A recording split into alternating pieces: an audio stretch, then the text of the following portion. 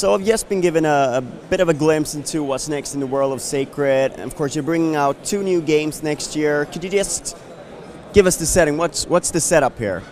You know, in terms of the story setup, we're looking at about 1,000 years after the events of Sacred. You know, a lot of things have changed, of course, both in the games and in the universe.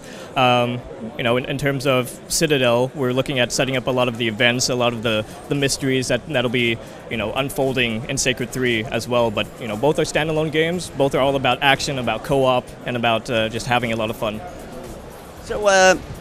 Of course, Sacred Citadel sort of seems like a little bit of an invitation to sort of console fans or more action-oriented fans to sort of embrace Sacred. Is that your idea or your plan? Yeah, you know, we really want to open up the Sacred universe to a whole bunch of different people. You know, we don't want it to be just exclusive to guys that are into hack and slash. So we're introducing a lot in Citadel. You know, we're introducing them to kind of the expressive combat that we're going to be having in both Citadel and in Sacred 3. We're introducing them to a few RPG elements and just kind of, you know, drawing in a lot more arcade players, and hopefully they'll be interested in Sacred 3 as well.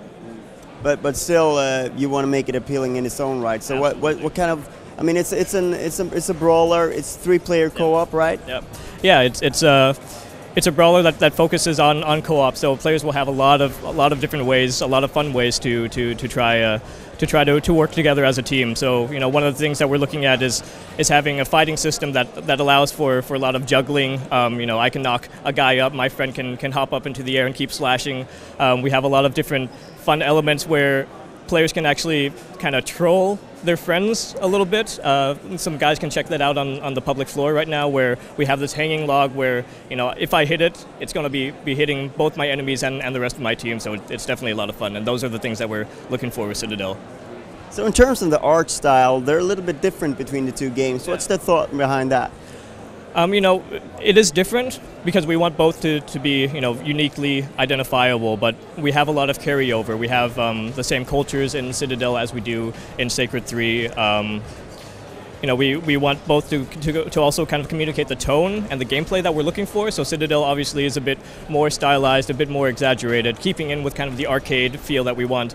But obviously with the bigger brother, with Sacred 3, you know, we have you know, a more kind of realistic looking game, and it kind of keeps in the tone with the gameplay that we have there as well. Of course, speaking of Sacred 3, the big sort of competitor in that market space right now is Diablo 3. Sort of, to those who are playing Diablo 3, what kind of difference does sort of Sacred offer to them? What would you say is the main sort of thing that sets it apart? Yeah, I think it kind of comes back to the approach that we have. You know, Diablo's a great game. We absolutely love it all in the office and everything. But we're looking at more kind of a direct action experience. You know, giving more control to the players, not relying so much on say values to determine how you perform in combat, but rather, you know, actually having direct player input, having, you know, a dodge, having, you know, a lot of these things where that uses positioning, that uses tactics, and uses all of these things to really make it a great action experience.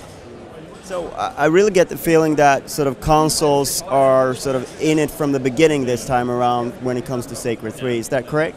Yeah, I mean, you know, it's been some time since Sacred 2. Sacred 2 was a great success on console, and we really wanted to kind of continue to capitalize on that success. But that doesn't mean that we're, you know, ignoring PC players, of course. You know, we want to create a great PC experience, but we felt like, you know, to really bring Sacred 3 and make it relevant to today's players, you know, we had to do a little bit more. And so, you know, you're going to find a great action experience on both consoles and on PC as well.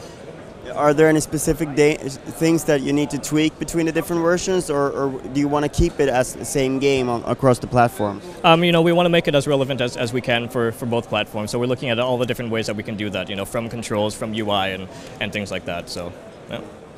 All right, so next year is going to be huge for Sacred fans. So what can we expect in terms of the rollout? You going to see Citadel first, or? Yeah, I mean, most likely we'll be aiming for Citadel first to kind of herald the coming of Sacred 3. Obviously, it makes sense in terms of story as well, since it takes place a few hundred years before. So yeah, I'm really excited for people to get their hands on both titles. And no firm dates yet? No firm dates yet. All right, thank you very much for your time.